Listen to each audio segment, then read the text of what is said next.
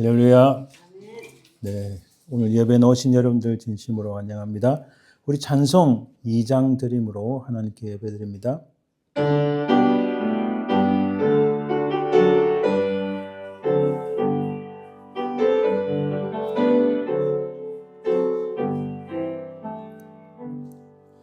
찬양 성부 성자 성령 성삼위일체께 영원 무궁하기까지 영광을 돌리세 영광을 돌리세.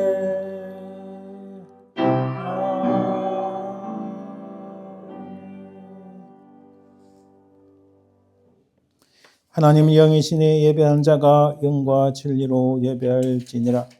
기쁨으로 여호와를 섬기며 노래하면서 그의 앞에 나아갈지어다.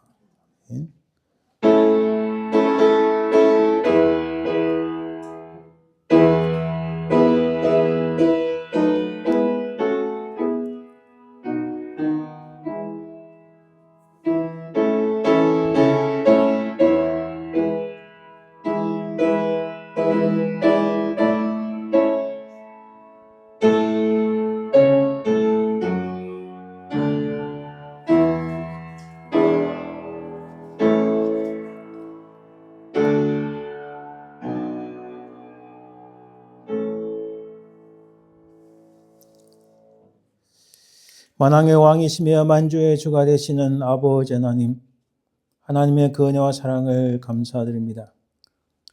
아무것도 아닌 인생을 하나님의 자녀로 삼으시고 하나님은 우리의 아버지가 되신 하나님, 참으로 그 은혜를 감사드립니다. 우리는 다 죽었던 죄인들이었으나 하나님의 독생자 예수 그리스도의 십자가의 구속의 은총으로 말미암아 우리가 살리심을 받고 하나님의 자녀가 되게 하신 길을 열어주신 그 은혜를, 우리 주님의 그 놀라운 은혜를 참으로 감사드리나이다. 하나님 안에서 믿음으로 사는 자, 하나님 나라 가기까지 우리 주의 거룩한 영 성령께서 우리를 그곳에 이르기까지 인도하시며 도우시며 우리를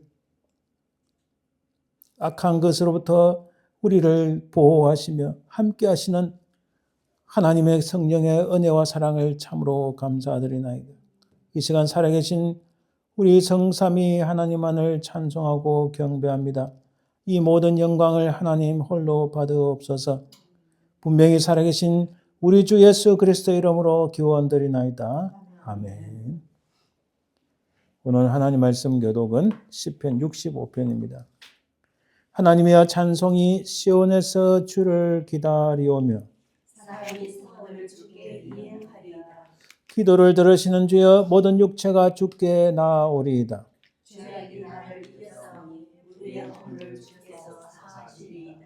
주께서 택하시고 가까이 오게 하사 우리가 주의 집 곧 주의 성전의 아름다움으로 만족하리이다. 하나님의 강에 물이 가득하게 하시고 초장은 양떼로 옷 입었고 골짜기는 곡식으로 덮였으며 아멘.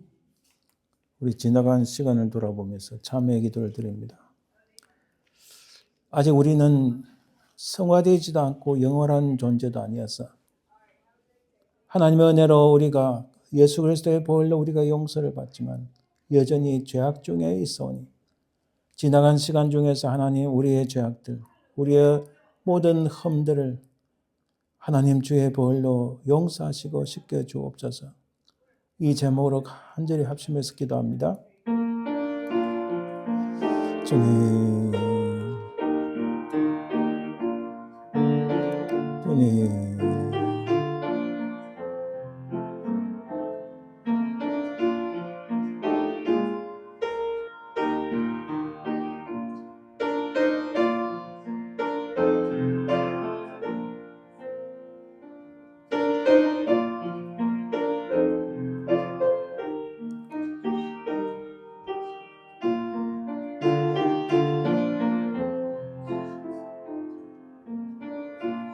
주님.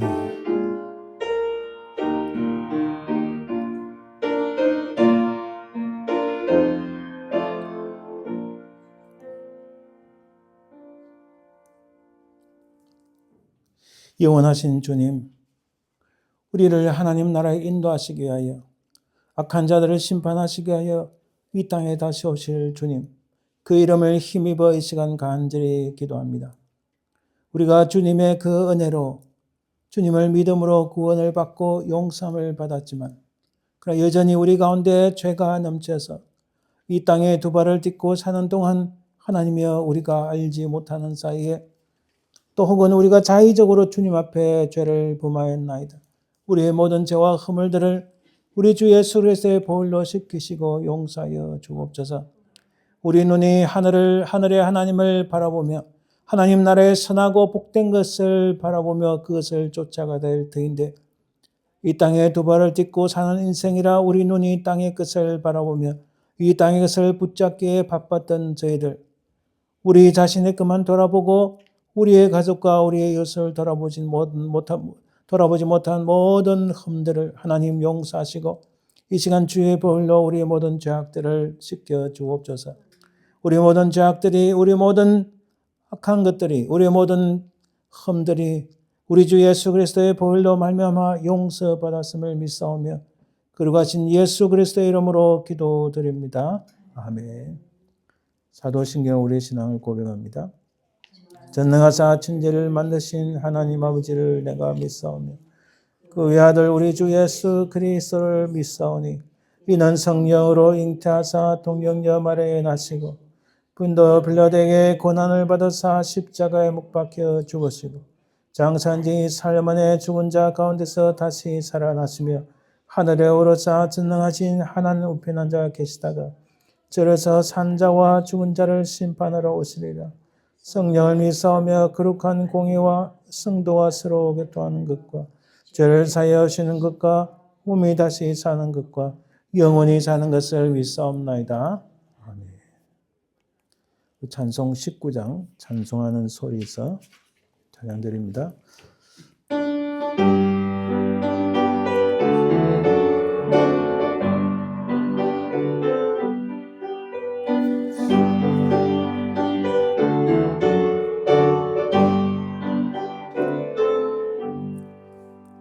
찬송하는 소리에서 사람 기뻐하도다. 하늘 아버지의 이름 거룩거룩하도다. 세상 사람 찬양하자. 거룩하신 하나님께 할렐루야 할렐루야 할렐루야 아멘. 하나님의 나라 권세 영원토록 있도다. 하나님의 영광 나라 거룩거룩하도다. 하늘 보좌 계신 주님 세상 주관하시도다. 할렐루야 할렐루야 할렐루야 아멘. 하나님의 크신 선물 그 뜻대로 되도다.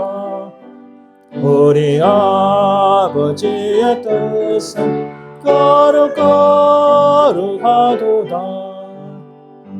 주여 속히 임하셔서 기쁜 나를 주옵소서. 할렐루야 할렐루야 할렐루야 아멘. 아멘.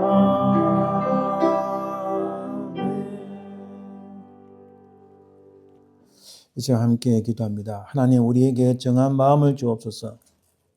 우리에게 은혜의 마음을 주옵소서. 오늘 하나님 말씀이 우리 마음속에 새겨지는 큰 은혜를 주옵소서. 이 제목으로 기도하시길 바랍니다. 이 시간 주의 성령께서 우리 마음을 주장하시고 오늘 증거되는 말씀을 통하여서 전하는 자나 말씀을 받는 자나 하사 하나님 크신 은혜를 주옵소서. 이렇게 기도해 주시길 바랍니다. 또한 오늘 스튜어트 목사님 또 부족한 종을 위해서 기도하시고 또 우리 교회를 위해서 연약한 자를 위해서 간절히 기도해 주시길 바랍니다. 함께 기도합니다. 주님,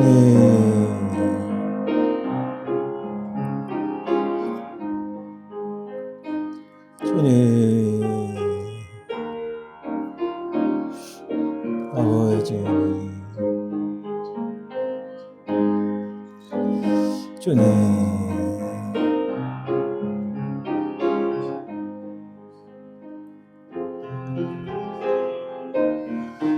주님,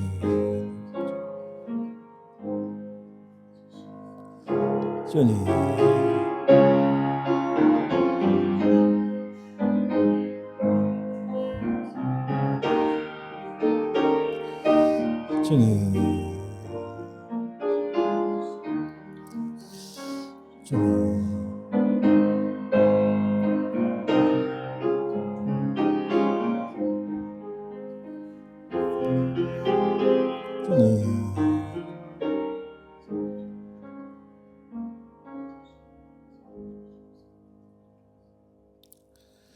오늘 오신 주님 감사합니다. 오늘 우리에게 하나님 주의 성령께서 역사하사 하나님 말씀을 통하여 우리가 크신 은혜를 받는 귀한 시간 되길 원합니다. 주의 말씀이 우리의 마음속에 새겨지게 하시고 주의 말씀이 우리의 모든 삶을 변화시키고 이 땅에서 살아가지만 하나님 나라의 백성으로 살아갈 수 있는 귀한 말씀이 되게 도와주옵소서. 정가는 이나 듣는 이나 한결같은 하나님의 크신 은혜를 소망합니다. 주여 역사하여 주옵소서.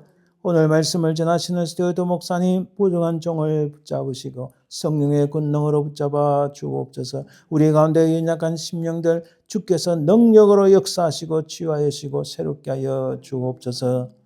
이 시간 우리 간절한 기도에 하나님 응답하여 주실 줄 믿사옵고 그러고 하신 예수님 이름으로 기도합니다. 아멘. 오늘 찬양 연주는 주 하나님 지으신 모든 세계, 참 우리가 누구나 다 잘 아는 참 은혜로운 찬양. 가사를 잠깐 보면은 주 하나님 지으신 모든 세계 내 마음속에 그려볼 때 하늘의 별 울려 퍼지는 대성 주님의 권능 우주에 찾네 주님의 높고 위대하심을 내 영혼이 찬양하네. 우리 찬양 가사와 또 연주를 들으면서 하나님의 크신 은혜를 받으시길 바랍니다.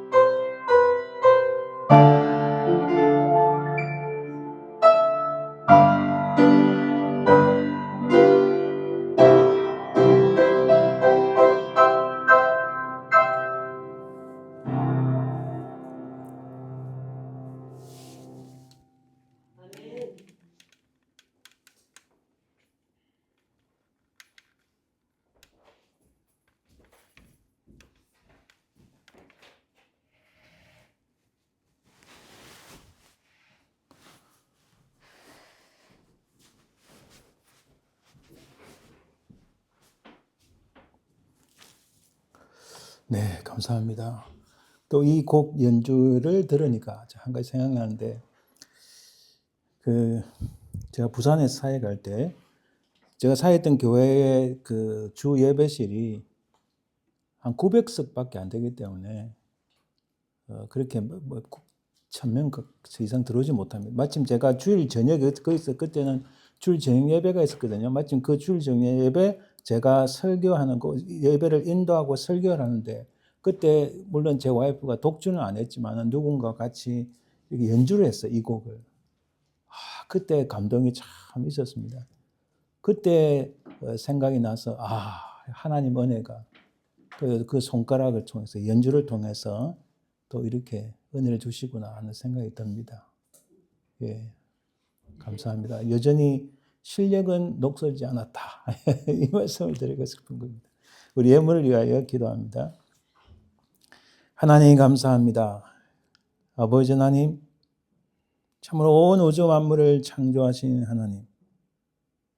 우리는 아무것도 아니로되 우리를 인도하시고 구원하신 은혜를 감사합니다.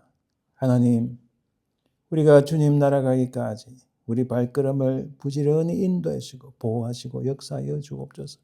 주신 은혜에 감사하여 이렇게 구별의 하나님 앞에 이 예배 중에 예물을 드립니다. 이 예물을 받으시고 하나님의 은혜가 특별히 평안의 회복과 건강의 회복과 물질의 회복이 우리 삶 속에 넘치게 하옵소서. 감사드리며 예수님 이름으로 기도합니다. 아멘. 오늘 하나님 말씀은 에스더 4장 1절에서 17절입니다. 에스더 4장 1절에서 17절 말씀, 구약성경 752쪽 제가 말씀을 봉독해 드립니다. 에스더 4장 1절입니다. 모르드게가 이 모든 일을 알고 자기 옷을 찢고 굵은 베옷을 입고 재를 뒤집어 쓰고 성중에 나가서 대성 통곡하며 대궐문 앞같이 이르렀으니 굵은 베옷을 입은 자는 대궐문에 들어가지 못함이라. 왕의 명령과 조서가 각 지방에 이르매 유다인이 크게 애통하여 금식하며 울며 부르짖고 굵은 베옷을 입고 재에 누운 자가 무수하더라. 에스더의 시녀와 내시가 나와 전하니 왕후가 매우 근심하여 입을 의복을 모르드게에게 보내어 그 굵은 베옷을 벗기고자 하나 모르드게가 받지 아니하는지라. 에스더가 왕의 어명으로 자기에게 가까이 있는 내시 하닥을 불러 명령하여 모르드게에게 가서 이것이 무슨 일이며 무엇 때문인가 알아보라 하며 하닥이 대궐 문 앞 성중 광장에 있는 모르드게에게 이르니 모르드게가 자기가 당한 모든 일과 하만이 유다인을 멸하려고 왕의 금고에 바치기로 한 은혜의 정확한 액수를 하닥에게 말하고 또 유다인을 진멸하라고 수상궁에게 내린 조서 초본을 하닥에게 주어 에스더에게 보여 알게 하고 또 그에게 부탁하여 왕에게 나아가서 그 앞에서 자기 민족을 위하여 간절히 구하라 하니 하닥이 돌아와 모르드게의 말을 에스더에게 알리며 에스더가 하닥에게 이르되 너는 모르드게에게 전하기를 왕의 신하들과 왕의 각 지방 백성이 다 알거니와 남녀를 막론하고 부름을 받지 아니하고 안뜰에 들어가서 왕에게 나가면 오직 죽이는 법이요 왕이 그 자에게 금규를 내밀어야 살 것이라. 이제 내가 부름을 입어 왕에게 나가지 못한 지가 이미 30일이라 하라 하니라. 그가 에스더의 말을 모르드게에게 전하며 모르드게가 그를 시켜 에스더에게 회답하되 너는 왕궁에 있으니 모든 유다인 중에 홀로 목숨을 건지리라 생각하지 말라. 이때 내가 만일 잠잠하여 말이 없으면 유다인은 다른 데로 말미암아 노인과 구원을 얻으려니와 너와 내 아버지 집은 멸망하리라. 내가 왕후의 자리를 얻은 것이 이때를 위함이 아닌지 누가 알겠느냐 하니 에스더가 모르드게에게 회답하여 이르되 당신은 가서 수산에 있는 유다인을 다 모으고 나를 위하여 금식하되 밤낮 3일을 먹지도 말고 마시지도 마소서. 나도 나의 시녀와 더불어 이렇게 금식한 후에 규례를 어기고 왕에게 나아가리니 죽으면 죽으리다 하니라. 모르드게가 가서 에스더가 명령한 대로 다 행하니라. 아멘. 오늘은 에스더서를 통해서 마지막 때에 어떻게 살아야 하는가, 무엇을 해야 되는가, 그에 대해서 한번 우리가 살펴보기를 원합니다. 제가 다시 조금만 리마인드 시켜드리고 싶습니다. 우리가 성탄, 예수님의 초림이고 처음 오심이고 그리고 십자가와 부활이 있고 주님의 재림이 있는데 시간이 지나면서 조금씩 정말 조금씩 성탄이나 십자가와 부활, 재림에 대해서 조금씩 변질되어 가는 것 같아 느낌을 지울 수가 없습니다. 그래서 이 변질과 본질 사이에서 그리고 우리 신앙인이 아니라 할지라도 지금 세상에서 비트레이어, 배신자, 자기의 돈과 재물과 권력을 위하여 배신하고 남의 등에 칼을 꼽는 사람들이 얼마나 많은지 모릅니다. 제가 그런 사람들을 이야기하기 위해서 이 자리를 쓴 건 아니니까. 우리 신앙 안에서도 이번에 부활주일 행사하는 것도 보면 한국에서 말입니다. 부활주일의 원래의 그 본질적인 의미를 퇴색시키는 참으로 안타까운 일들이 한두 가지가 아닌 거예요. 자, 봅시다. 우리 성탄은 주님께서, 하나님께서 그의 독생자 예수 그리스도를 이 땅에 보내셔서 우리를 용서하시고 사랑으로 우리를 구원하시기 위하여 오셨어요. 근데 본질적인 그 의미로 들어가 보면 이것은 우리의 패러다이스를 잃은 인생들에게 이 패러다이스를 다시 회복시켜 주시기 위하여 오신 겁니다. 그 주님께서 우리 모든 죄악을 담당하여 십자가에 달리셨는데 그것은 단 한 번으로 영원한 짐승의 제사를 드리는 것 없이 영원한 우리의 용서하심의 그 십자가를 지신 겁니다. 그리고 3일 만에 부활하셨어요. 이것은 우리 모든 인생들, 오고 간 모든 인생들, 모든 인류를 향한 하나님 앞에서의 희생제물이요, 화목제물이요, 속죄제물이었습니다. 그리고 주님은 다시 오시는데 이번에는 사랑의 주님 아니고 심판의 주님, 심판하고 안 믿는 자, 하나님을 어게인스트한 자를 이제 구별하는 겁니다. 이게 무서운 거예요. 주님은 심판의 주님으로 오십니다. 우리는 이 십자가의 부활과 주님의 재림, 세컨 카밍 사이에 살고 있는데 제가 이제 지난주도 그렇고 오늘도 살펴보는 그럼 우리 어떻게 살 것인가? 그 기준이 무엇이고 통찰을 어떻게 해야 되고 분별이 무엇인가를 우리 알아야 됩니다. 사실 지난주에 열천의 비유를 할 때 제가 비디오 참 저도 이게 설교한 거 제가 설교한 걸 돌이켜 비디오를 돌아보면 부끄러워서 잘 못 봐요. 첫째는 너무 심한 경상도 사투리. 저도 이런 때가 있어요. 안 하려고 노력해도 어쩔 수 없는 것 같아요. 그리고 또 하나는 내가 전달하고 포커스를 두고자 하는 것에 좀 어긋났다는 느낌 올 때는 참 많이 부끄러워합니다. 그래도 지난주 어쩔 수 없이 봤는데 왜냐하면 제가 설교하고 나서 포인트를 잃어버렸다는 생각이 드는 거예요.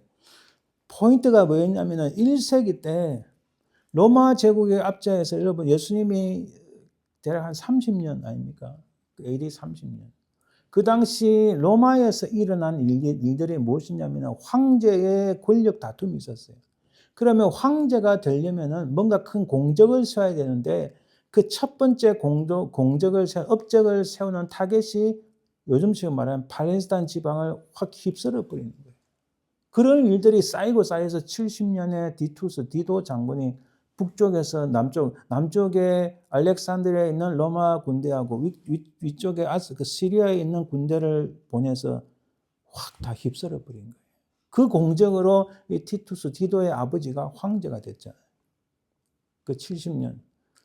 그거를 예수님이 마태복음에서 다 예언을 미리 하셨어요, 사실.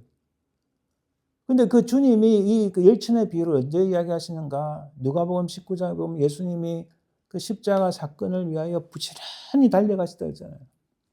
그죠? 정말 열정으로 그 일을 이루시게 해요. 그리고 예루살렘 성을 보시고 19장에 보시면 그 예루살렘 성 들어가기 전에 주님이 예루살렘을 보시고 슬피 우셨다 이랬어요. 왜? 일어날 일들을 보시니까 주님의 마음이 찢기시는 거예요.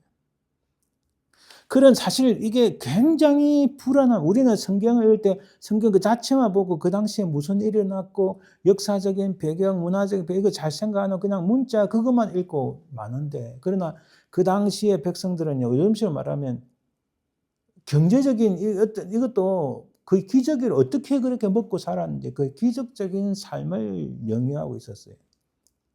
그런 속에서 제자들은 불안합니다. 두렵습니다. 왜? 주님이 자꾸 십자가에 죽으실 것을 말씀하시니까 얼마나 불안해요. 그래서 제자들이 조용히 나와서 주님께 여쭈어보면, 그 주님께 나와 여쭈어서 주님이 대답하시는 과정 중에 열천의 비유를 하신 거예요. 주님께서 얼마나 마음이 힘들으면 이들을 어떻게 깨닫게 하실까. 그래서 굉장히 심플하게 그 비유로 말씀하시는 게 열처녀 비유인 거예요. 그 딱 하나, 15처녀와 같이 너 힘든 인생이 이루어지고 눈앞에 성벽이 무너지고 모든 것이 무너진다 할지라도 기다리라. 기다림과 인내. 그리고 변질되지 말고 곁길로 어긋나지 말고 끝까지 믿음을 지키는 것을 말씀하신 거예요, 사실. 오늘 그 연장성산에서 제가 말씀을 드리고 싶은 게 바로 이거예요. 단순함, 심플리시티라고 하는데, 여러분 사람이 단순하면 이렇게 생각할 수 있습니다. 아무 생각 없이 단순하다. 어찌 보면 아무 생각 없이 단순하다 하면은 좀 이렇게 순진하다 이렇게 생각할 수 있지만은 그런 나쁜 의미도 있어요. 부정적인 의미. 멍청하거나 어리석다. 야, 저 친구 참 단순해 이러면은 좋은 말일 수 있지만, 그러나 첫 번째 우리가 강하게 와닿는 것이 아무 생각 없이 단순하다 이 말은 멍청하거나 어리석다, 무지하다. 우리 제 속된 말로 하면 머리에 든 게 없다는 거예요. 아무 생각 없다. 저도 마찬가지입니다, 사실.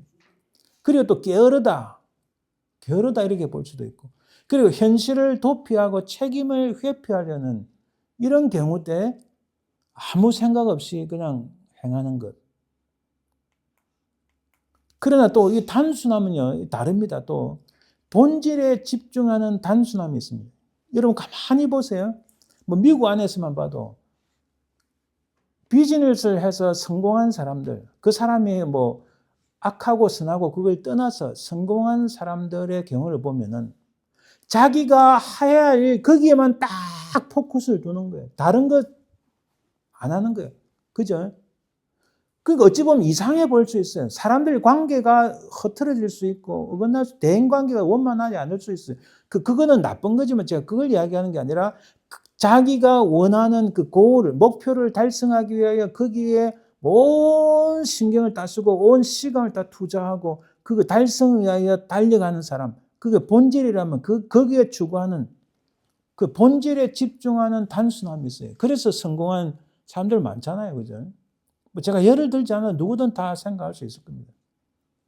아마 대표적으로 그 애플을 창조하신, 창조가 아니지 애플을 만드신 이름 생각이 안 나요, 갑자기. 애플 처음 만든 사람이 누구지? 스티브 잡스. 스티브 잡스가 성격이 별로 좋지 않다 하잖아요. 그러나 제가 대단히 높게 사는 것은 자기가 그것을 이루기 위하여 그 목표에 다른 걸 다 안 하고 딱 자기의 삶, 자기의 시간을 단순화해서 달려가는 것. 그거는 높이 산다 이 말입니다. 나쁜 것도 있어요, 사실. 그러나 제가 오늘 말씀드린 단순함의 두 번째는 본질에 집중한다. 이건 좋은 단순이 될 수 있어요. 긍정적인 게 될 수 있어요. 이것은 때로는 주변 것들로 인해 어려움이 있을 수 있습니다. 예를 들면 사람과의 관계도 중요한데 관계를 무시하거나 독선적일 수도 있어요. 그러나 본질은 살아남는다는 거예요. 본질. 자기가 원하고자 하는 그 목표를 달성할 수 있다는. 그렇죠. 그렇게 스티브 잡스가 그렇게 하니까 우리가 지금 아이폰을 쓰고 또 맥북을 쓰고 놀라운 그 애플 컴퓨터를 쓰고 막 다 그러잖아요. 그 본질은 살아있는 거예요. 제가 그 말씀 드리는 거예요. 그리고 우선순위가 명확합니다. 우선순위가. 내가 이 일을 위해서는 뭐 어디 사교 클럽 뭐 정치가들 모임 안 가는 거예요. 그거 필요 없다. 오직 나는 이것을 이루기 위하여 연구실에서 내 연구원들과 열심히 달려간다. 뭐 좀 성격이 좀 안 좋아도 이 우선순위가 명확하다는 거예요. 그리고 무엇보다도 내 내면에 막 온갖 생각으로 이게 번민이 일어나는 게 아니라 내가 뭘 해야 될지 내면의 통합이 딱 일어나서 내가 여기에 모든 포커스를 둔다. 여기에 내 모든 신경을 집중시킨다. 이것은 어떻게 보면 긍정적인 결과를 낳을 수 있죠. 그냥 무식해서 멍청해서 단순하다. 이거하고는 완전히 다른 겁니다. 그럼 성경에서 말하는 단순함은 뭘까요? 성경은 단순함을 가난이나 무지, 멍청함 이런 게 아니고 하나님께 집중된 마음의 순수함으로 봅니다. 그렇잖아요. 우리 성경에 나오는 인물들 많잖아요. 그죠? 사울이 다윗을 죽이려고 3,000명의 특수부대를 동원해서 잡으려고 하는데 한 번은 급하니까 동굴에 들어와서 옆에 사람들이 다윗에게 말해요. 아, 드디어 찬스가 왔습니다. 하나님께서 드디어 이 기회에 찬스를 주시는 겁니다. 그런데 성경에 아무리 읽어봐도 하나님께서 이것이 찬스고 이것이 기회라고 말씀하신 적 없고 하나님께서 그런 방식을 주시는 게 아니에요. 주변에서 다윗이 사울을 죽일 수 있는 드디어 놀라운 찬스를 하나님 열어주셨다. 누가 봐도 그렇게 보이잖아요. 등 뒤에서 칼을 꼽으면 되는 거예요. 근데 다윗은 그렇게 하지 않았죠. 왜? 포커스가 어디 있다고요? 포커스가 자기의 바라보는 눈이 사울 왕에 있는 것이 아니고 하나님께 집중하니까 저 사람은 하나님께서 기름 부음을 하신 왕이다 이렇게 생각하는 거예요. 내가 기름 부음 받은 자를 함부로 죽일 수 없다. 본질을 딱 지키고 있는 그 중심을 지키고 있는. 그래서 성경에서 단순함은 우리가 이 계몽 철학에서 교육을 받은 우리가 합리적인 판단을 하는데 그것은 다윗은 합리적인 사람이 결코 아닌 거예요. 그런 관점에서 보면 우리 21세기 사람들 관점에서 보면 그 어리석은 거지 멍청한 것이 바보지. 그러나 그게 아니잖아요. 성경에서는 그게 진짜 하나님께 초점을 두는 하나님께서 무엇을 원하시고 하나님께서 저 사람에게 하신 것이 무엇인가를 깨닫게 하는 하나님께 초점을 맞추는 이게 진짜 단순함, 순수함이라는 거죠. 야고보서 1장 8절에 의심하는 자는 두 마음을 품어 모든 일에 정함이 없는 자로다. 두 마음을 품은 자는 의심하는 자요. 하나님께서 말씀하시는 하나님 마음에 합하는 순수함을 가진 사람이 아니다라는 말씀입니다. 그래서 여러분 우리 성경에서 단순함이란 하나님 한 분으로 충분한 상태를 의미합니다. 우리가 살아가는 세상이 갈수록 더 복잡한 세상입니다. 온갖 것들이 우리를 판단을 흐리게 하고 진짜 우리 저도 오래전에 신학교 가기 전에 대학원에서 교수님이 하도 많이 쓰신 단어가 브레인 워싱 해라. 머리를 브레인 워싱을 한국말 뭐라 부르냐? 이 뇌를 씻으라는 거예요. 그리고 브레인 스토밍 해라. 이거 말을 참 많이 하셨어요. 근데 그때는 그냥 학술적인 용어로만 생각했다가 살아오니까 그게 참 필요할 때가 많은 걸 깨닫습니다.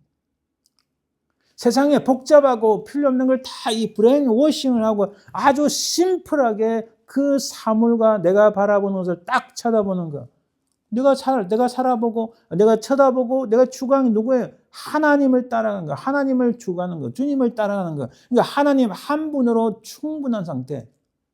그렇다고 뭐 밥 먹지 말고 화장실 가지 말라는 게 아닙니다. 오해하지 마세요. 우리가 살아가는 가장 궁극적인 그 고리, 살아가는 그 방향이 하나님 한 분으로 충분하다. 그게 성경에서 말하는 단순함이라는 거예요. 이 단순함의 가치가, 단순함은 약함이 아닙니다. 오히려 복잡함을 통제할 수 있는 힘이 됩니다. 실제 삶에서도 결과를 바꾸는 결정적인 요소가 됩니다. 제가 이 내용 갖고 다 지금 뭐 할 수는 없고 시간상. 그래서 우리가 단순함이 그만큼 놀라운 파워가 있고 이 결단코 약한 게 아니다. 이것은 우리가 특히 신앙인은 오로지 하나님께만 초점을 둔다는 사실을 기억하시길 바랍니다. 오늘 우리 백그라운드 잠깐 살펴봅니다. 이거를 제가 갖고 왔지만 잘 안 보일 겁니다. 남유다 예루살렘이 BC 586년에 멸망했습니다. 그리고 BC 586년은 바벨론의 3차 침공 때 무너졌어요. 그리고 536년에 1차 귀환이 있고 2차 귀환이 458년 1차 그러니까 바벨론 땅에서 돌아오는 겁니다. 이 바벨론 땅에서 돌아올 때 그 페르시아 제국의 첫 번째 왕이 고레스 왕입니다. 그래서 여러분 이게 흥미로운 게요. 유대인들은 지금 현재 이스라엘 사람들은 페르시아의 첫 번째 왕 고레스에 대해서 굉장히 좋은 마음이 있어요. 옛날에는 이 당시 때는 이 고레스가 자기들의 메시아를 착각을 할 정도였어요. 왜냐하면 역사 속에 이건 역사 다 기록이 있습니다. 고레스가 모든 나라 유대인들만 아니고 모든 나라의 유화 정책 그래 너희들 땅으로 돌아가 거기 가서 너희들 필요한 거 뭐 너희들 신을 위해 건물도 짓고 다 이 기록이 이게 원통에 기록되어 있는데 그게 지금 대형 박물관에 있다는 거예요. 그 있습니다. 저도 그 사진 찍어 왔어요. 근데 제가 사진 찍은 게 그림자가 있어서 아이고 제가 확인을 안 하고 막 통탄했는데 좀 잘 한번 찍을 기회가 있으면 좋겠어요. 그 기록이 있어요. 꼭 유대인들만 해라는 게 아니고 모든 민족들한테. 자, 그 1차 기한이 536년에 있었고 2차 기한이 458년 대략 한번 78년, 80년 세월 있습니다. 그 80년 세월 사이에 1차와 2차 사이에 에스더에 대한 기록이 나온 게 이게 기록이에요. 그 사이에 그 페르시아 왕이 크세르크세스 우리 영어 발음은 그 잭세스라는데 우리 한글은 아수에로 이렇게 말을 합니다. 왕이라고 아수에로입니다. 한글 성에 아수에로.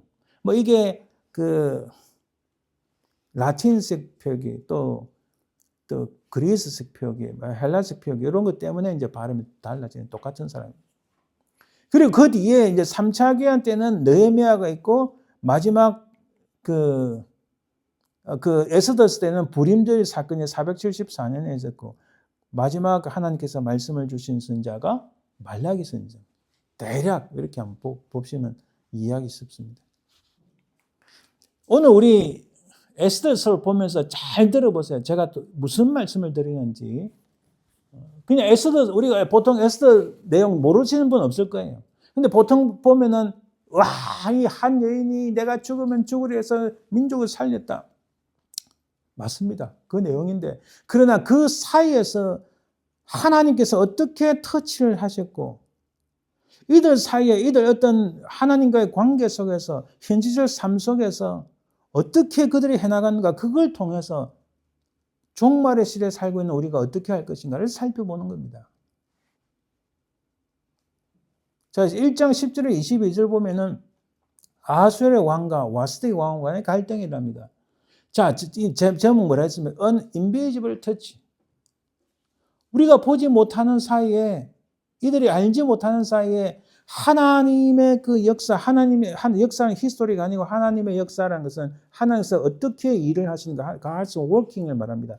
하나님께서 그 놀라운 일들을 만들어 가시는 과정에서 우리가 지나고 나서야 깨닫는데 하나님께서 이런 작업을 해주셨구나. 눈에 보이지 않지만 그 uninvisible touch, 하나님께서 uninvisible hand 이렇게 놓습니다. 그리고 경제학에서도 그 경제학의 사실은 성경에 이걸 가져간 거예요, 사실은.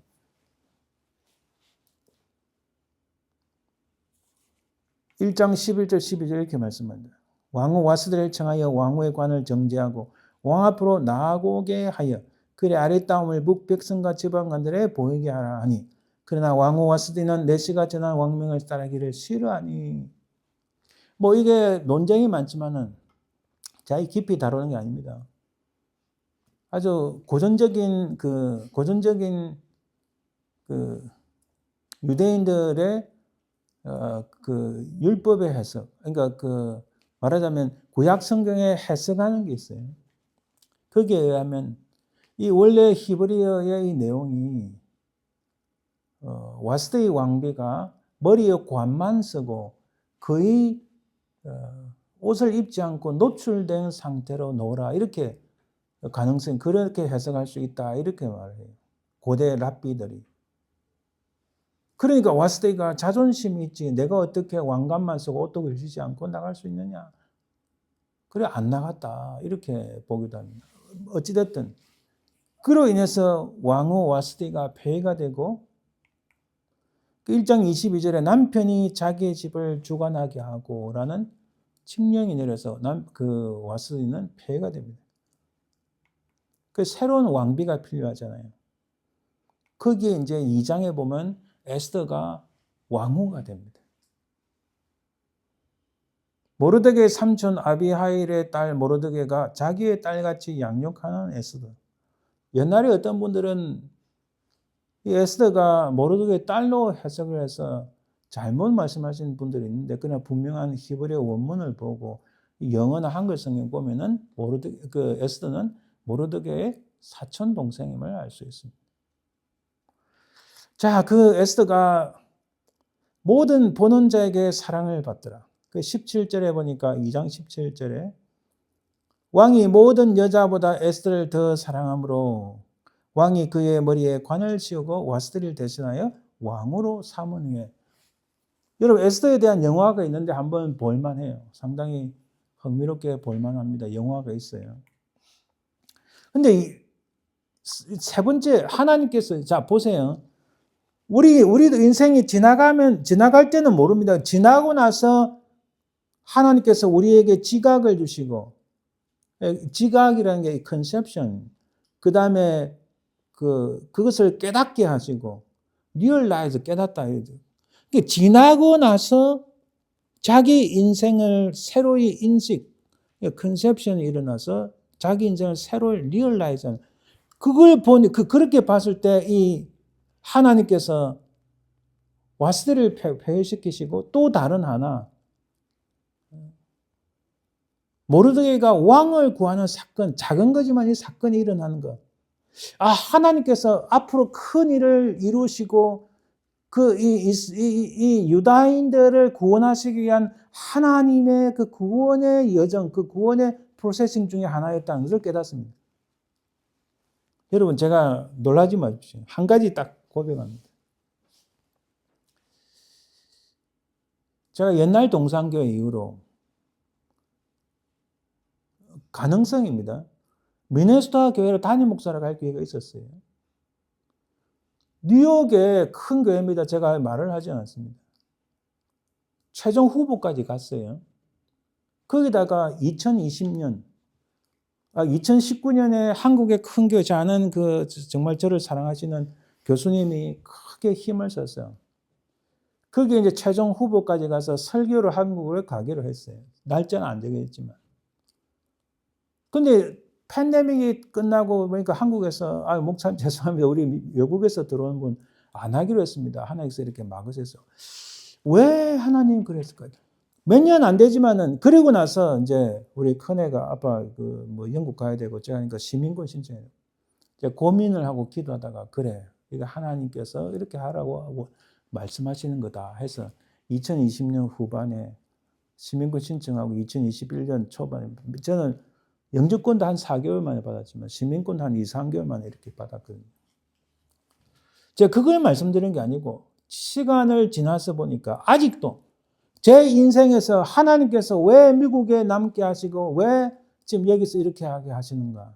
아직도 진행되고 있지만 저는 분명히 하나님께서 이 유다인들을 하만에게서 구원하시기 위하여 크게 이게 플롯이라 하잖아요. 그죠?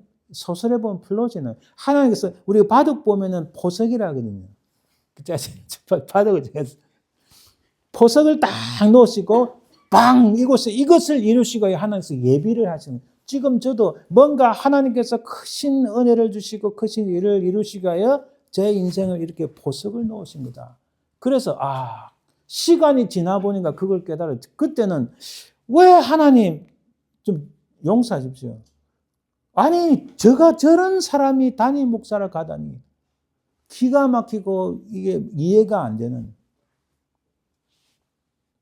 이거는 녹화되면 안 되는데, 지금 그래서 미네소타 교회 사람들이 땅을 치고 후회한다잖아요. 교회가 반타작이 나고 교인들이 헌금을 안 하고 전부 다 도망치기 바빠가지고, 교회 새로운 목사 때문에. 그 이야기 하고자 하는 게 아닙니다. 하나님께서 이겁니다.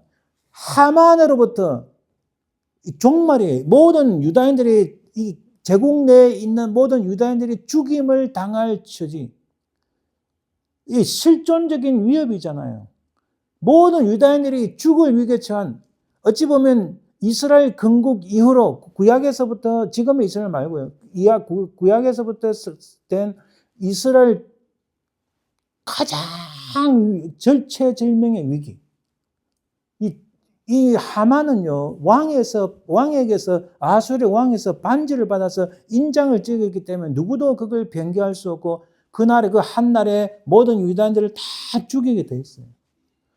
하나님께서 그런, 어찌 보면 이 종말입니다. 유다인들의 종말이죠. 종말이 눈앞에 온 거예요. 근데 거기서 구원하시기 위해 하나님께서 이렇게 미리 포석을 놓으신 거예요. 이해하시겠죠? 이 내용 다 아니까 제가 미리 말씀드리는 거예요. 하나님께서 와스디를 폐회시키시고 에스더를 왕으로 세우시고, 그리고 또 하나님께서 작은 사건 같은데 모르드게가 왕을 구하는 사건이 살짝 있었던 거예요. 이게 제가 뒤에 다 다루지 않지만, 나중에 아수르 왕이 밤에 잠을 자 잠이 안 와가지고 궁중의 기록, 우리 한국에도 이 왕궁의 기록들이 다 있잖아요. 그러니까 그 역사를 디듬어 보고 내가 무슨 일을 했나, 과거에 무슨 일이 있었나 딱 갖고 와서 읽으라 하는데 모르드게 공적이 딱 나오는 거예요. 이거는 우연이 아닙니다. 우연처럼 보이는 그곳에 하나님의 필연이 이렇게 자리 잡고 있는 거예요. 그래서 우리 인생은 사람이 보기에는 우연이나 모든 것은 하나님의 필연 속에서 이루어진다. 지금 모르드게가 왕의 목숨을 구하는 게 2장에 나오는 거예요.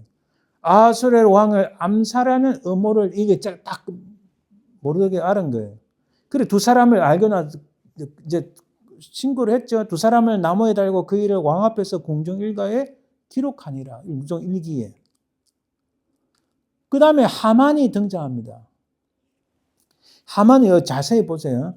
이제 드디어 3장에 그 후에 아수르 왕의 아각 사람 함므다다의 아들 하만의 지위를 높이 올려 아각 사람, 여러분 아각 사람 제가 뒤에 또 말씀드리겠지만, 아각 사람은 여러분 사무엘상 15장에 보면은 하나님께서 사울 왕에게 너는 가서 모든 아말렉 사람을 다 죽여라, 진멸해라, 남자고 여자고 어린아이고 혹은 모든 동물 다 죽여라 했어요.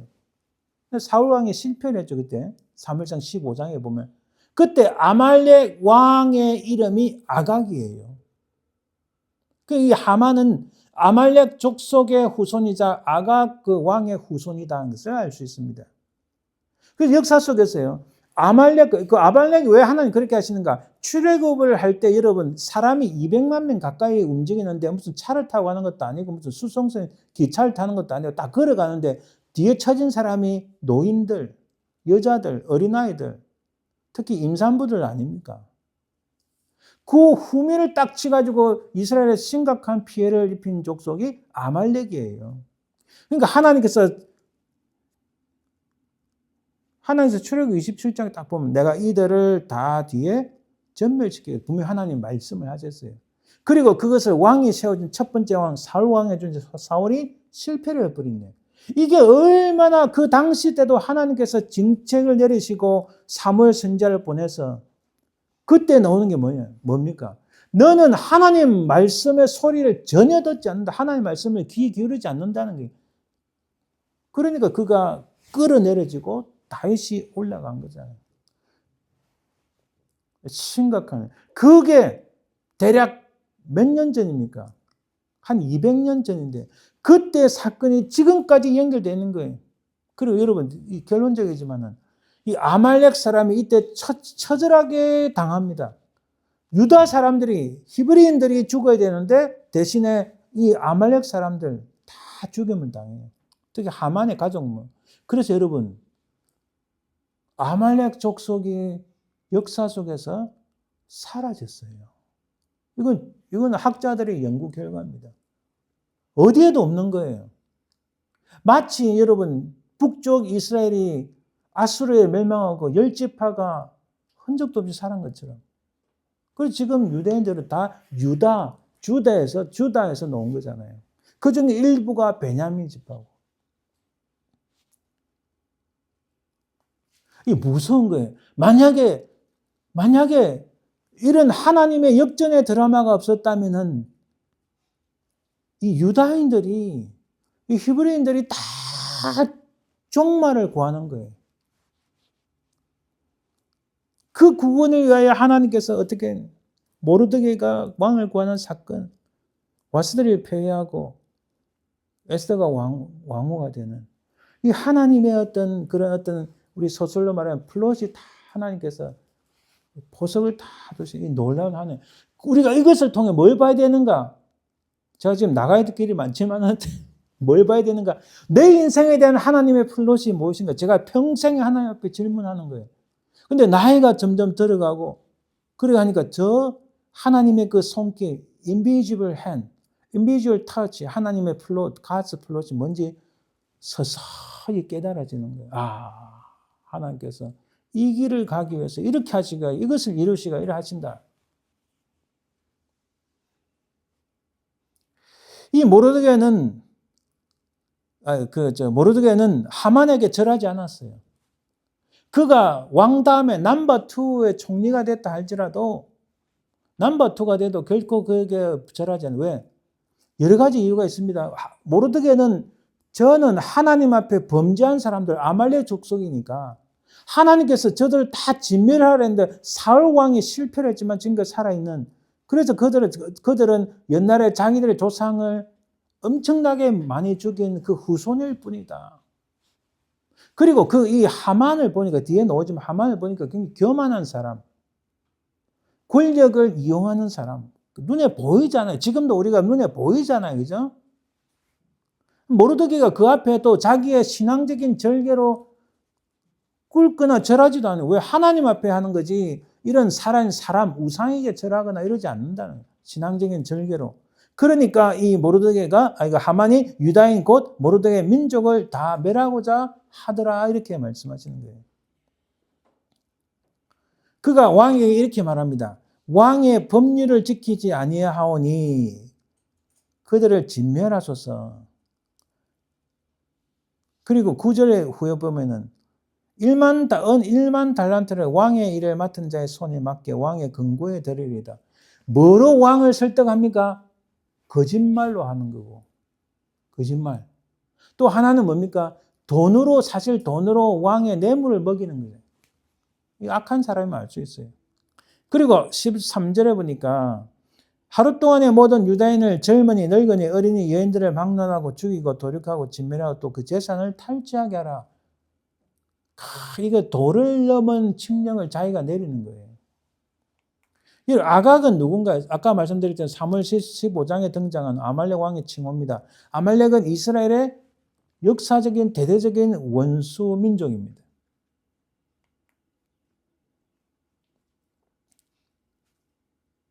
사무엘상 15장 1절 3절 보면은 여호와의 말씀을 들으소서 아말렉이 이스라엘에 행한 일 때문에 하나님께서 아말렉을 쳐서 진멸하라 했는데 사실 사울 왕이 실패를 했죠. 여러분, 하만은 단순한 개인이 아니라 아말렉과 이스라엘의 역사적 전쟁을 재현하는 인물임을 알 수 있습니다. 그래서 에스더는 이렇게 우리가 대비시킬 수 있어요. 모르드게는 베냐민 지파 사울 계열이고, 모르드게가 베냐민 지파 후손입니다. 하만은 아말렉 계열인데 옛 전쟁의 마지막 충돌이다. 제가 좀 분명하게 말씀드리면 누가 이기냐에 따라서 유다인들이 전멸하고 다 역사 속에 사라질 것이냐, 아니면 아말렉이 사라질 것이냐. 사무엘상 15장의 그 놀라운 전쟁에 다시 재현이다 이렇게까지 확대해서 볼 수 있습니다. 다시 봅시다. 이 하만이 등장해 3장 1절 15절 나오는데 매우 노하더니 이 사람이 얼마나 교만한 사람인지. 제가 그 니느웨를 할 때 말씀드렸잖아요. 하나님께서 100년 전에 요나를 통해서 니느웨가 그 구원을 받을 수 있는 말씀을 주셨는데 딱 100년 뒤에 나훔 선지자를 통해서 이들이 어떻게 되냐. 그들이 하나님을 대적하니 They are against가 하나님을 대적하는 거예요. 그러니까 하나님께서 뒤에 딱 뭐라고 나훔스에 놓습니다. 하나님께서 딱 말씀하시는 아니 뭐 나를 대적해? I will be against you. 하나님께서 내가 너희의 대적이 되겠다 하니까 니느웨가 폭삭 망했잖아요. 아수르는 제국이 사라지고 말았습니다. 물론 그 후세가 지금의 시리아라 볼 수 있는데 지금 시리아 나라가 망했잖아요. 한 번도 제대로 선 적이 없어요. 교만입니다. 교만하면 망하는 거예요. 이 교만을, 그 다음에 이 뭡니까? 이 사람이, 이 하만이 왕의 법률을 지키지 않는다고 돈을 어쩌고저쩌고 했다니까 거짓말을 하고 선동을 하고 사기를 치고 음모를 꾸미는. 여러분, 하만의 등장은 유다인들의 엄청난 실존적인 위협입니다. 이 민족 존립의 절체절명의 위기가 온 거예요. 민족 존립. 우리 한국도 여러분, 제가 말씀드렸지만 5,000년의 역사 속에서 전쟁이 900번 있었어요. 학자들 대충 대략 900번 전쟁이 있었다 봅니다. 그러면 5.5년, 5년 6개월 만에 매일 전쟁이 있었다. 그런데 나라가 45년에 미국에서 독립되고 48년에 정부가 수립되고 전쟁이 50년에 있었고 53년에 휴전이 됐는데 53년 이후로 지금 전쟁이 없잖아요. 그런데 한국 사람들이 그걸 잊어버리고 있는 거예요. 누구? 하나님께서 교회를 부흥시키셔서 큰 은혜를 주셨고 하나님께서 미국을 움직여서 이렇게 돕고 미국이 한국만큼 제대로 도운 나라 없어요 사실은. 근데 이스라엘 정도는 빼놓고. 그런데 지금 어떻게 됩니까? 그 교만해지고 어리석고 악해지니까 하나님께서 한국 땅을 한국이라는 나라를 끌어내리실까 봐 저는 두려우니까 이 기도를 하지 않을 수가 없는 거예요. 존립 자체가 현실적인 존립 자체가 위협을 받습니다. 이거 보세요. 구약 성경에 보면 모세오경 중에서 레위기와 신명기 크게 두 가지 나옵니다. 특히 레위기서를 보면 하나님께서 이들이 가나안 땅 들어가기 전에 광야로 나가면 반드시 범죄를 한다. 범죄하면은 용서해 주실 근거가 없으니까 다 죽고 말아요. 그러니까 그들이 광야로 나가기 전에 시내산에서 하나님께서 법을 주시는데 하나는 그들이 용서와 회복받을 수 있는 법, 그 제사법이죠. 이게 지금 주님이 십자가에 달리신 것과 연결되는 겁니다. 또 하나는 그 레위기서에 보면 사회생활법, 공동체 안에서 서로 어떻게 살아야 되는가 이 두 가지를 주시는 거예요. 그러니까 제사법은 결국 하나님과의 관계고 용서받고 회복하기 위한 거고 사회생활법은 현실적인 삶입니다. 이게 역사 속에 보면요. 여러분 잘 들으세요. 예레미야는 나라가 망하기 전에 포로가 되기 전에 하나님과 신앙적 관계에서 우상을 버리라 임마 하나님께 돌아오라 엄청나게 핏대를 세우며 외칩니다. 그 다음에 사회생활법에 대해서는 야 재판을 굳게 하지 마라 거짓말하지 마라 속이지 말라 계속 진짜 거짓말하지 마라 거짓을 믿지 마라 악한 자를 의지하지 말라 약한 자를 괴롭히지 말라 이 말씀 계속 나오는 거예요. 그럼 포로가 돼서 아까 전에 말라기는 구약이 끝나는 그 역사적 순서에서 구약이 제일 마지막입니다. 느헤미야서와 함께. 이 말라기의 포로에는 하나님께 거짓을 말하지 말고 하나님 것을 도둑질하지 말라. 이게 핵심이에요. 하나님과의 관계 속에서. 그럼 현실적인 삶, 공동체와 자기 개인의 삶, 타인과의 관계에 있어서는 서약한 아내에게 악을 행하지 말라. 이 굉장히 그때 느헤미야서를 읽어봐도 굉장히 위험한.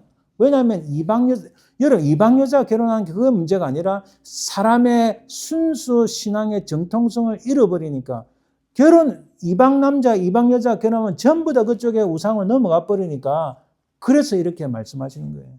그리고 교만하지 말라. 제가 무슨 말씀 드리냐요? 뒤에 걸 제가 미리 땡겨서 말씀드리면 유다인들은요, 실제적인 자기 현실적인 삶에서 위기가 오니까 현실적 삶에서 굉장히 힘을 내서 뭐 엄청난 치열한 다툼을 합니다. 그리고 실존적인 내가 죽느냐 사느냐 하는 실존적인 위협이 오니까 이때부터 지금 이스라엘 건국 1948년 건국되고 지금 2026년까지 이 유다인들은 이 사람들은요, 유대인들은 현실적 삶에서 항상 실존적인 위협을 받으니까 항상 치열하게 힘을 다해서 목숨을 걸고 살아왔어요. 그렇죠? 자, 그만큼은 유대인들을 대단하게 엄청나게 리스펙트합니다. 어느 지역에 가도 그 사회에 동원되지만 자기들 것을 고유의 것을 지키는 것. 이거 보통 일이 아닙니다. 그들의 실존적 위협이었던 거 오늘 첫 번째로 나오는 거잖아요. 오늘 우리가 하만이 모든 유다인들을 다 죽이려고 했던 거. 그 다음에 뭐 잔잔한 것도 많았는데 이 말라기와 느헤미야 역사가 그다음 주님 오실 때 신약이 열릴 때까지 400년 사이에도 역사가 많습니다. 그때도 있지만 우리가 대표적으로 잘 아는 게 뭡니까? 70년 아까 말씀드린 디도 장군에서 유다 예루살렘 무너졌을 때 더 뻥 뛰가지고 7세기 8세기 때 오스만 투르크족에 의해서 이게 또 유다 예루살렘이 박살이 났잖아요. 그러나 그보다 더한 게 2차 대전 때 600만 명이 죽었잖아요. 이 민족이 말살되고 없어질 수 있는 아주 실존적인 죽느냐 사냐의 그 과정에서 이 유대인들이 거기에 살기 위해서 목숨을 살기 위해서 여기 현실적 삶 여기는 엄청나게 목숨을 걸고 살아왔는데 딱 한 가지 하나님과의 관계에서는 잘못됐다. 뭔가 문제가 있다는 거죠. 무슨 말씀 드린지 알겠죠?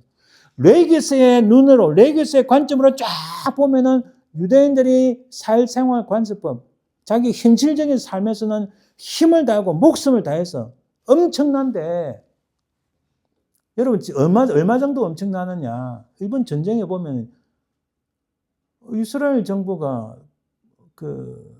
레바논이 아니고 이란의 수도에 있는 모든 CCTV를 다 pos다 했잖아요. 이것 때문에 깜짝 놀래가 막 펄쩍 뛰는 게 어느 나라일까요? 그래, 중국이 안에 CCTV가 7억 대가 있는데 1억 대가 베이징 안에 있대요. 한 그 거리에 30개가 달려있는 거 바로 옆에. 그거 전부 지금 다 교체하고 있대요. 왜냐하면 이스라엘의 그 화이트 해커라는 부대가 있어요. 거기서 다 벌써 해킹을 다 해요. 상상을 초월하는 기술이 있어요. 우리 여러분 이번에 한국에 참 그 문제가 안 생겨야 되는데 삼성, 하이닉스, SK 하이닉스 반도체 아무리 발달하면 뭐예요? 그게 중요한 물질은 이스라엘에 쏘는 거예요. 그 이스라엘이 97% 장악했어요. 한국 반도체.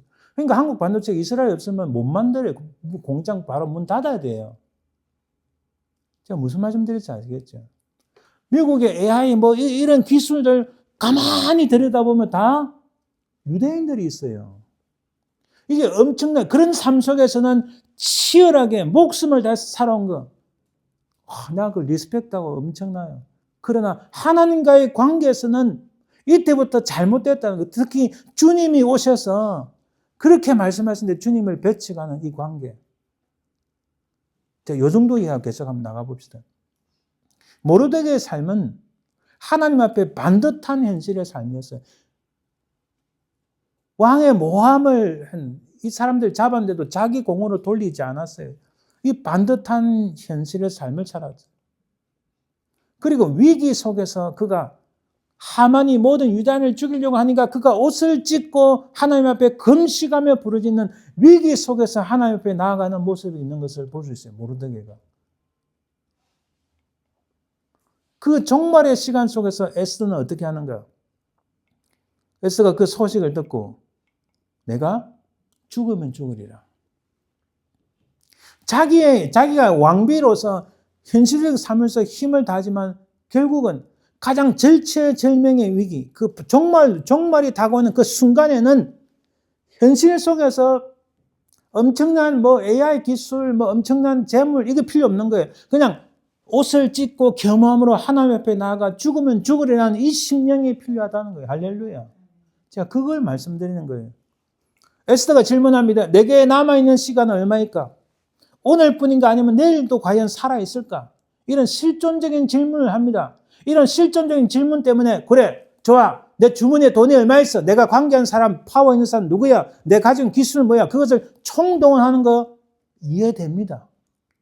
그보다 더 중요한 것은 하나님 앞에 나아가 하나님의 긍휼과 자비를 구하는 금식을 선포하고 하나님의 그 은혜를 구하는 내가 죽으면 죽으리라는 그 일사각오의 신앙, 그게 필요하다는 거예요. 그게 오늘 속물을 살아가는 우리에게 필요하다는 거예요.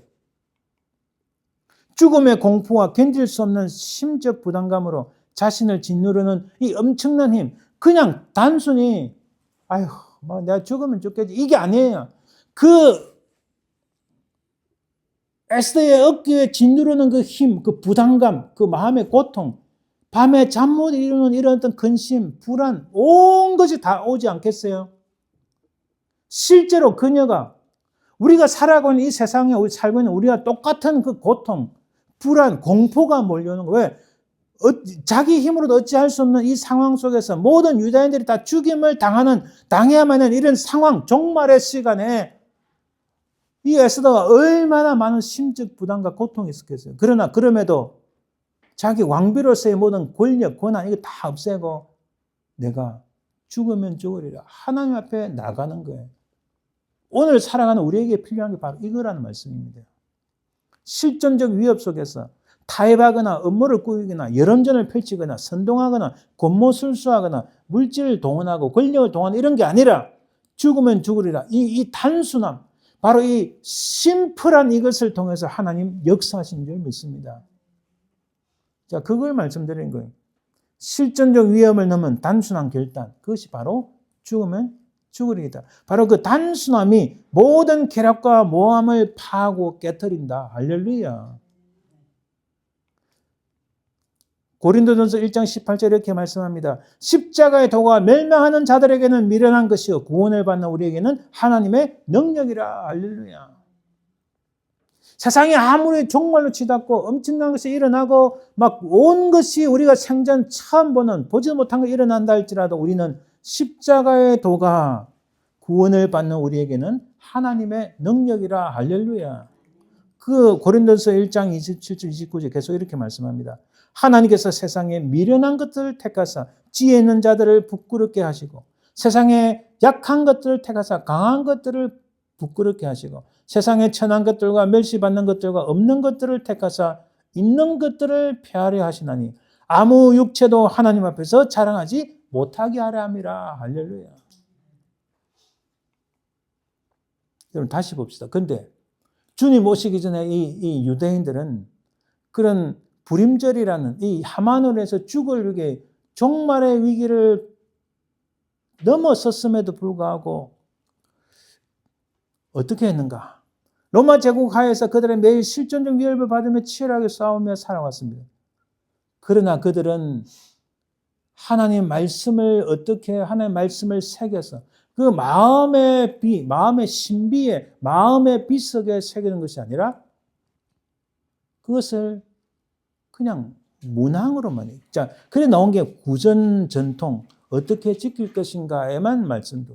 그 다음에 예수님 오시고 AD로 와서 보면은 성전 파괴가 있었고, 그래서 이 구약의 율법의 말씀들을 그 마음에 담아서 내가 참 부족하고 연약한 인생이구나. 그리고 주님께서 우리를 위해 오셨다는 그 사실을 깨닫고 그 복음으로 놀란 하나님의 천국 복음으로서 나를 용서하시고 새롭게 하시나. 이 길이 아니라 구약의 율법들을 어떻게 지킬 것인가 해서 나오는 실천상, 야, 요것을 위해서 내가 오늘 우리가 세르데이니까, 안식일이니까, 엘리베이터 몇 층 이상은 타면 안 되고, 계단 몇 개 걸어가면 안 되고, 몇 피터 걸어가면 안 되고, 이런 게 아니라는 거예요.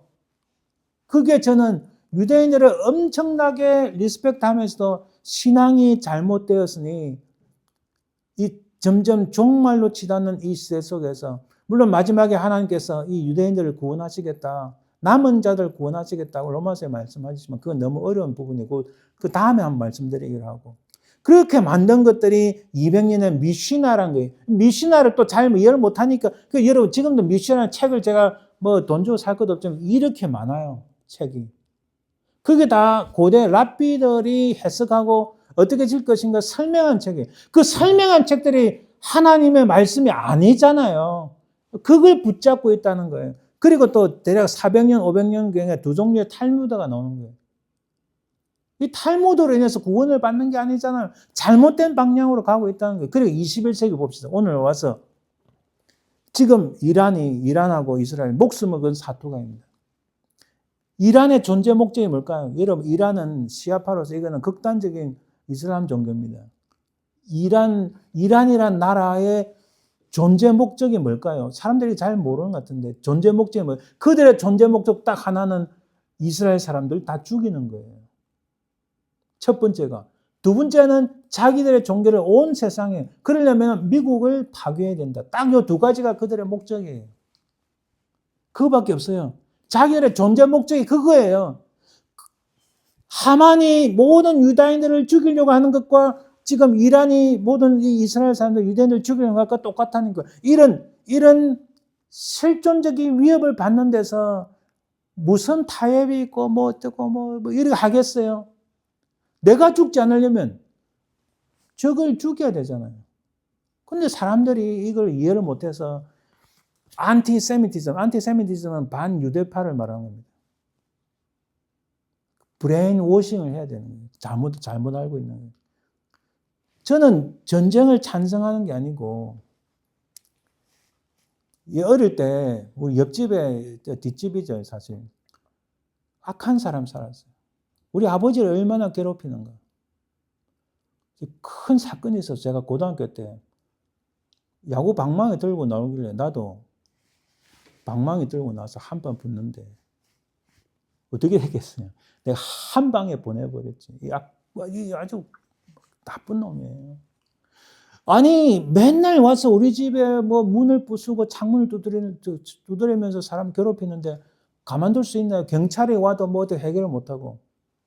우리 집에 아버지 점점 나이가 많아지고 제가 고등학교 대학교 잘 헷갈리는데 한 방에 보내버리죠. 너 당장 짐 싸고 이 동네에서 떠나. 제가 그랬어요. 저 동네에서는 저 집의 아들은 효자 아들로서 모범생이고 공부 잘하고 이런 것밖에 없었는데 그 동네에 진짜 수백 명이 모였어요. 경찰이 오고 막 경찰 그 파출소 소장이 잘했다. 저런 놈을 쫓아내야 돼. 옆에 사람이 칼 들고 와서 나를 죽이려는데 타협하자 대화로 하자 이게 말이 됩니까? 실존적인 위협이 있으면은 내가 총 있으면 바로 죽여야 되잖아요. 내가 죽지 않으려면. 너무 이상하게 들리나요? 아니에요.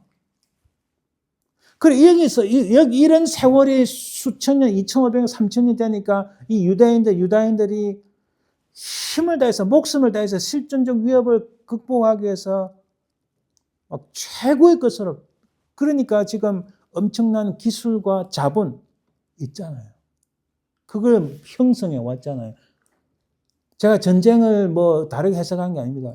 이들이 실존적 위험 속에서 어떻게 한다고 말을 하는데, 근데 단 한 가지 참 잘못되고 어리석은 게 그들의 종교가 잘못되고 그리스도인 예수를 배척하고 잘못된 내용을 나오니까 전부 다 가짜 잘못된 오잖아요. 그래 그들이 지금 나온 게 뭐예요? 그들의 메시아를 기다리고 그들의 메시아는 자기들만을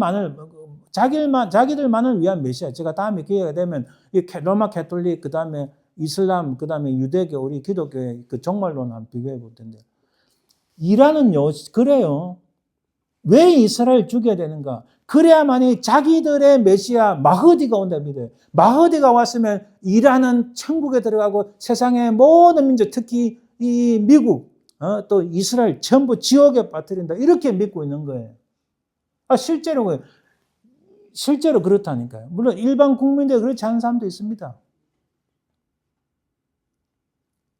거기서 실존적 위협 속에서 살아남는 것은 지금 이스라엘 지금까지 살아남은 어떻게 보면 기적이에요. 하나님 은혜일 수도 있죠.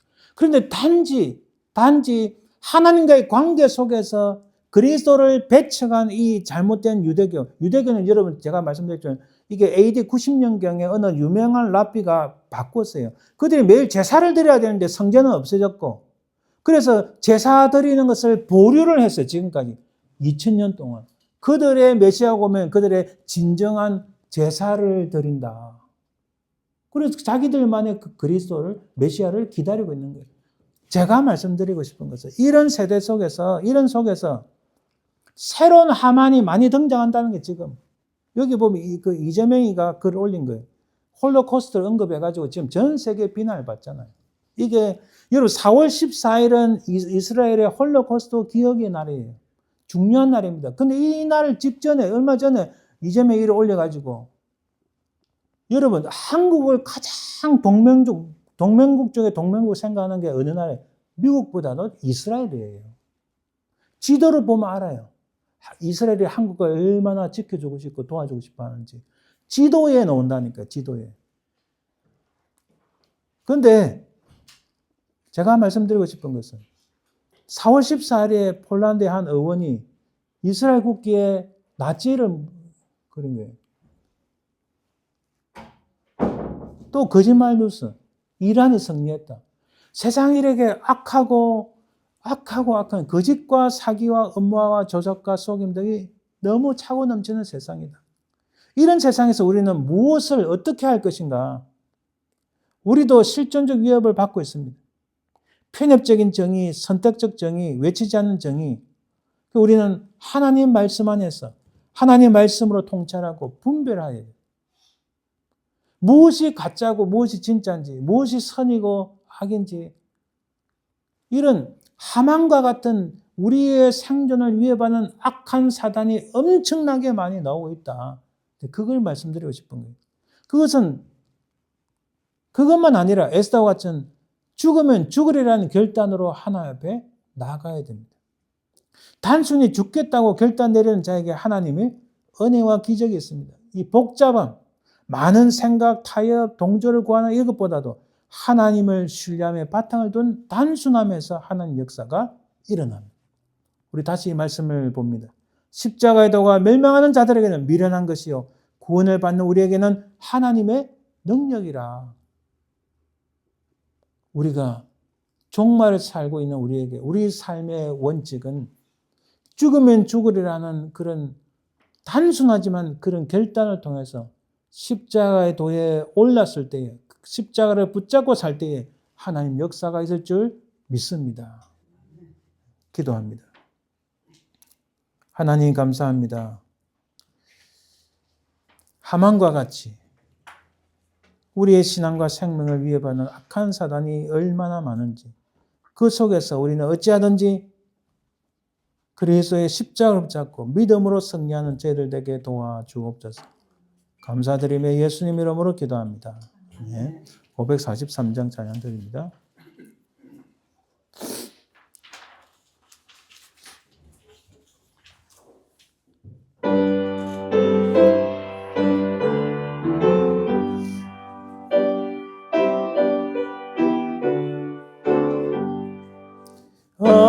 어려운 일 당할 때 나의 믿음 적으나 의지하는 내 주를 더욱 의지합니다. 세월 지나갈수록 의지할 것뿐일세. 무슨 일을 당해도 예수 의지합니다. 성령께서 내 마음 밝게 비춰주시니 인도하심 따라서 주만 의지합니다. 세월 지나갈수록 의지할 것뿐일세. 무슨 일을 당해도 예수 의지합니다.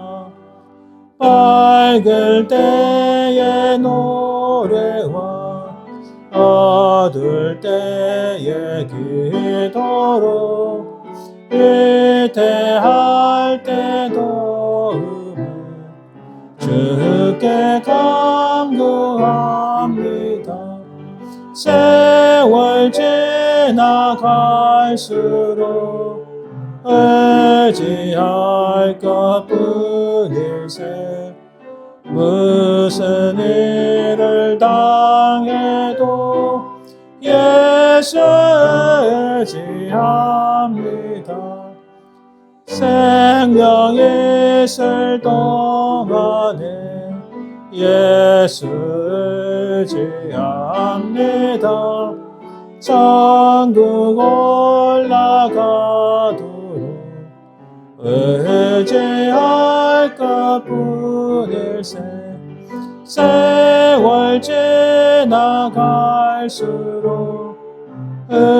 의지할 것뿐일세. 무슨 일을 당해도 예수 의지합니다. 아멘. 죽담으로 예배 마칩니다. 지금은 살아계신 우리 주 예수 그리스도의 은혜와 아버지 하나님의 그 크신 사랑과 성령의 통하심, 인도하심, 역사하심이 참으로 세상이 흔들리고 믿음이 땅에 떨어진다 할지라도 하만과 같이 우리의 생명을 위협하는 악한 것이 무수히 일어난다 할지라도 우리는 끝까지 예수 그리스도의 십자가를 붙잡고 죽으면 죽으리라는 단호한 결단을 내리고 믿음으로 승리하길 소망하는 모든 주의 백성들을 위해 지금부터 영원토록 항상 함께 있을지어다. 아멘.